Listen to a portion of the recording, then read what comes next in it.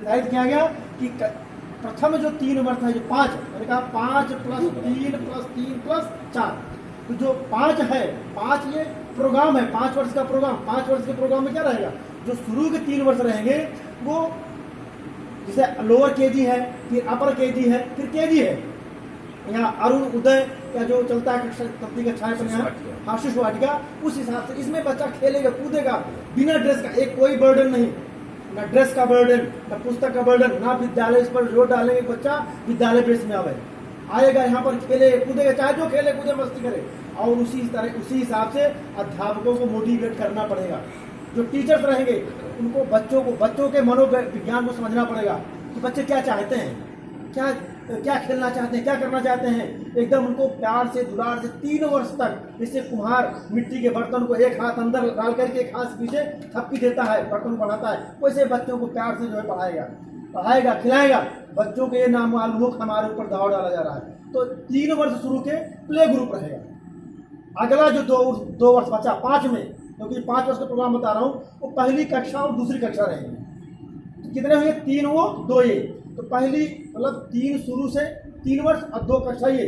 5 वर्ष में बच्चे की जो पढ़ाई होगी एकदम वैसे प्ले ग्रुप की तरह, इसमें कोई एग्जाम भी नहीं लिया जाएगा, ऐसा शिक्षा नीति में वर्णित किया गया है। कोई एग्जाम नहीं होना चाहिए इसमें। बच्चा आवे खेले कूदे विदाउट ड्रेस में आवे, किताब 2 ला रहा है 3 ला रहा है, कोई दबाव नहीं। पेंसिल लिख रहा है, स्केच लिख रहा है, कोई दबाव नहीं। उसको कुछ हो सकता है मिट्टी कुछ सामान बनावे या कुछ अपना काट पीट करे, कोई दबाव नहीं। बच्चा कबड्डी खेल रहा है, कुश्ती खेल रहा है, खो खो खेल रहा है, कोई दबाव नहीं होना चाहिए। अगला जो 3 वर्ष है, तो 5 वर्ष का प्रोग्राम हो गया, तो 5 + 3 + 3 + 4, तो अगला जो 3 वर्ष है वो कक्षा 3, 4, 5 के लिए।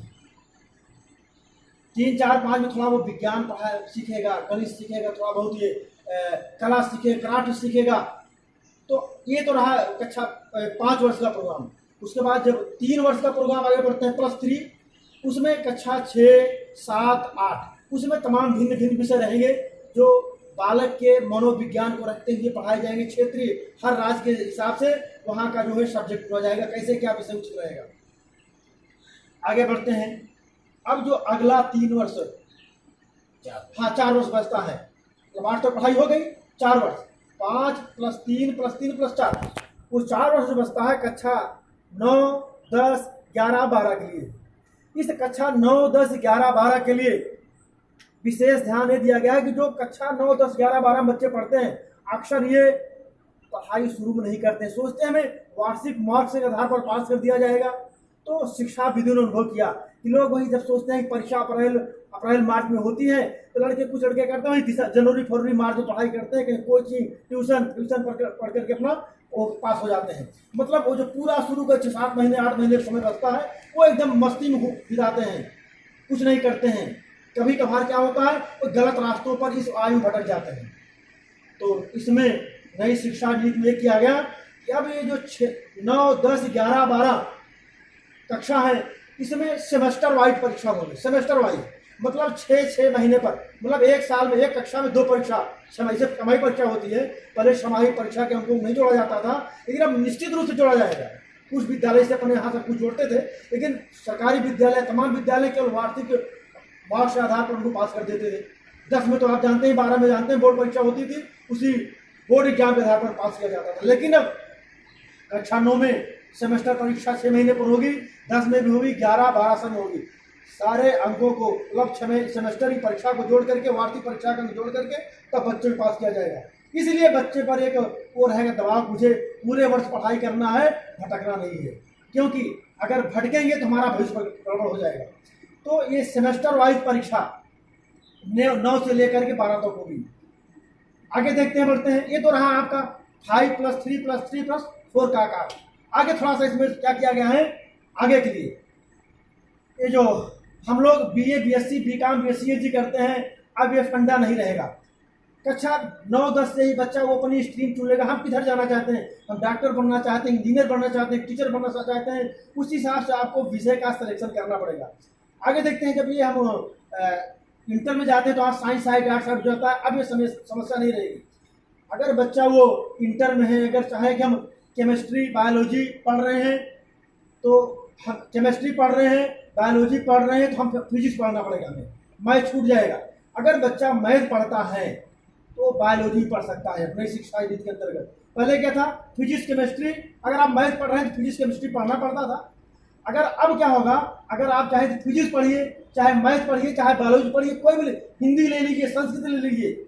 नई शिक्षा नीति में है कि आप चाहे कुछ आर्ट का विषय ले लीजिए, कॉमर्स के ले लीजिए, विज्ञान के ले लीजिए, अब इसमें कोई प्रतिबंध नहीं रहेगा। आगे बढ़ेंगे जब क्या कहते हैं ग्रेजुएशन करेंगे, अब बीए, बीएससी और बीकॉम, बीएससी, एजी ये सब समाप्त हो जाएगा, सीधे ग्रेजुएशन लिखा जाएगा। क्या लिखा जाएगा डिग्री में? ग्रेजुएशन। वहां पर बीए ना लिखा रहेगा, ना बीएससी, ना बीकॉम, कुछ नहीं, केवल ग्रेजुएशन। क्योंकि ग्रेजुएशन में क्या होगा, आप कोई भी विषय ले लीजिए। ये नहीं कि हम फिजिक्स लेंगे, हम केमिस्ट्री लेंगे, मैथ ही पढ़ेंगे। आपकी रुचि है मैथ में तो आप हिंदी ले लीजिए, संस्कृत ले लीजिए, मैथ पढ़ लीजिए। आपकी रुचि है हिंदी में और आप चाहते हैं थोड़ा हम अकाउंटेंसी पढ़ लें, विज्ञान का सब्जेक्ट ले लें, तो आप हिंदी के साथ अकाउंटेंसी ले सकते हैं। विज्ञान में आपको फिजिक्स में रुचि है, केमिस्ट्री में रुचि है, तो आप उसको ले सकते हैं बड़े शौक से। इस तरह से ये इधर परिवर्तन किया गया है। और देखिए, जो अगर बीए ग्रेजुएशन जब करेंगे, ग्रेजुएशन में है कि अगर पहले था, अगर आप 1 साल ग्रेजुएशन कर लेते थे, समस्या घर में कोई आर्थिक तंगी या कोई और समस्या है, हम नहीं पढ़ना चाहते हैं, कोई अरुचि हो गई है, तो 1 साल पढ़ने के पश्चात आपका वो 1 वर्ष जाया चला जाता था, बेकार, यूजलेस। लेकिन अब क्या है, अगर आपने 1 वर्ष ग्रेजुएशन किया है तो उस 1 वर्ष के लिए आपको सर्टिफिकेट मिलेगी, पहले कुछ नहीं मिलता था।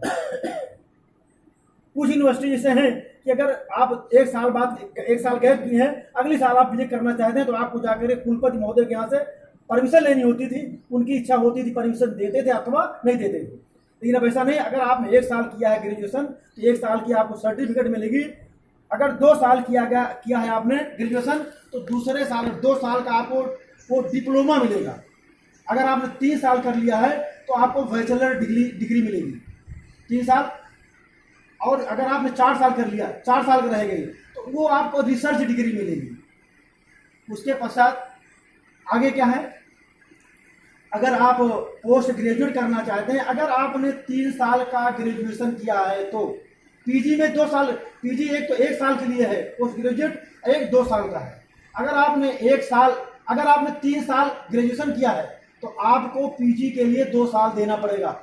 पीजी में भी एमएससी, बीएससी, बीकॉम नहीं रहेगा, केवल पोस्ट ग्रेजुएट डिग्री लिखा रहेगा। जैसे इसमें ग्रेजुएशन, उसमें पोस्ट ग्रेजुएट। तो पीजी के लिए अगर आपको पीजी करना है, उसमें नहीं कि आपने भाई ग्रेजुएशन 1 साल किया है, सर्टिफिकेट हमारे पास, हम सीधे पीजी कर लेना है। आपने 2 साल का डिप्लोमा लिया है ग्रेजुएशन का, हम एमए कर लें, नहीं, एमए से क्या कहते हैं पीजी कर लें, नहीं, ऐसा नहीं। अगर आप पीजी करना है तो 3 साल आपको पढ़ना पड़ेगा, मतलब आपको बैचलर डिग्री आपको लेनी पड़ेगी। 3 साल अगर आपने ग्रेजुएशन कर लिया है तभी आप पीजी में आप कर सकते हैं।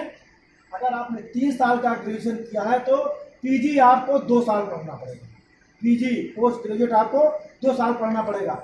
अगर आपने ग्रेजुएशन 4 साल किया है, प्रथम वर्ष, द्वितीय वर्ष, मतलब आपके पास सर्टिफिकेट भी है, डिप्लोमा भी है, बैचलर डिग्री भी है और रिसर्च वाली डिग्री है, चारों आपके पास है प्रमाण पत्र, तब आपको पीजी में 1 साल देना पड़ेगा।